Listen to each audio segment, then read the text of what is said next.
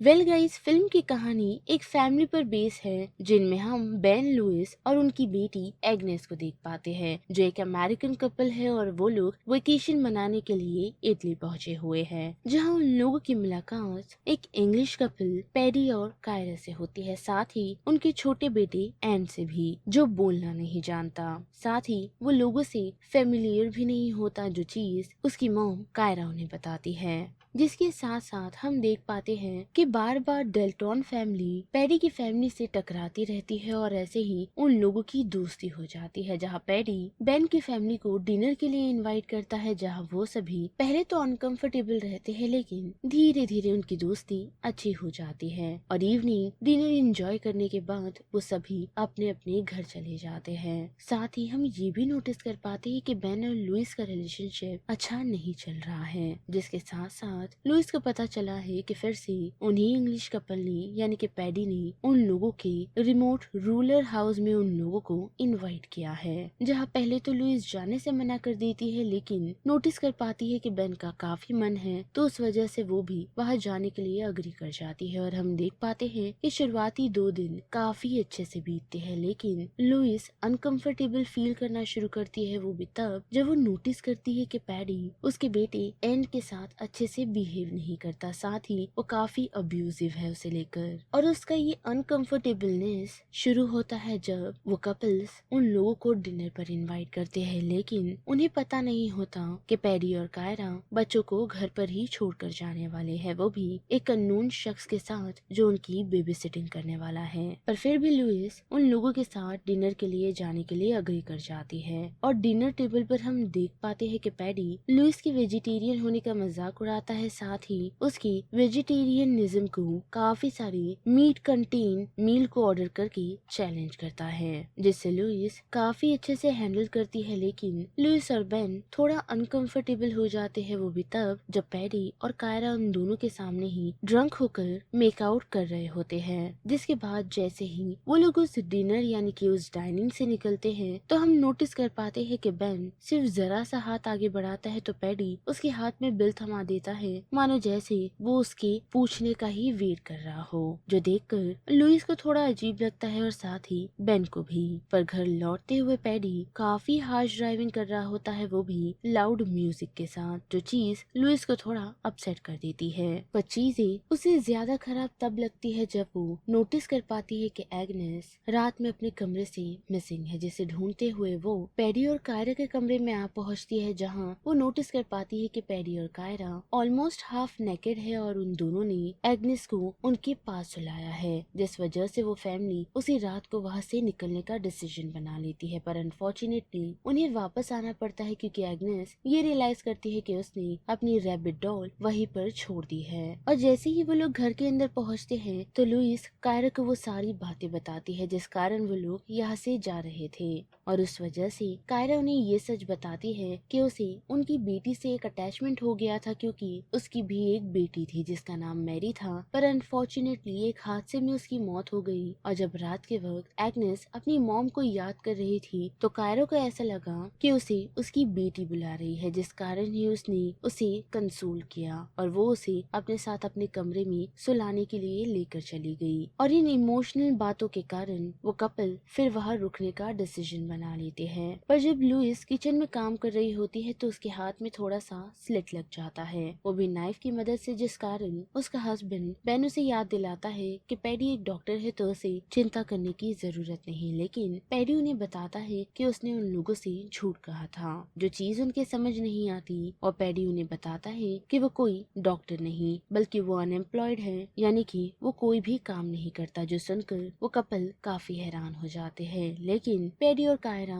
उन्हें कहते हैं कि वो लोग सिर्फ मजाक कर रहे थे, जिन बातों को फिर से इग्नोर कर वो पूरी फैमिली फिर से डिनर के लिए बैठती है, जहां हम देख पाते हैं कि एग्नेस और एंट ने एक डांस प्रिपेयर किया है अपने पेरेंट्स के लिए, जो वो लोग करते तो है, लेकिन हम नोटिस कर पाते हैं कि पैडी एंट को लेकर काफी अब्यूजिव हो जाता है, जो उसे मॉक करता है, साथ ही उसे चिल्लाना शुरू कर देता है, जिससे एग्नेस डर जाती है। और जब पैडी उस पर सामान फेंकना शुरू करता है तो उस वजह से लुइस चिढ़कर वहाँ से अपनी बेटी को ले जाती है। साथ ही बेन से कहकर वो यहाँ से जल्द निकलने के लिए भी कहती है। लेकिन उन्हीं सारी चीजों के बीच हम नोटिस कर पाते हैं कैंट अपने फादर के पैंट में लगी हुई एक की को एग्नेस के पास ले आता है और उसे उन्हीं के घर में एक कैबिन में ले जाता है, जहाँ पहुँचते ही एग्नेस देख पाती है कि वहाँ काफी सारी लगेज बैग रखे हुए हैं। साथ ही कैमरा, फोन, कपड़े और भी काफी सारे सामान वहाँ रखे हुए हैं। लेकिन इतना ही नहीं बल्कि एंड उसे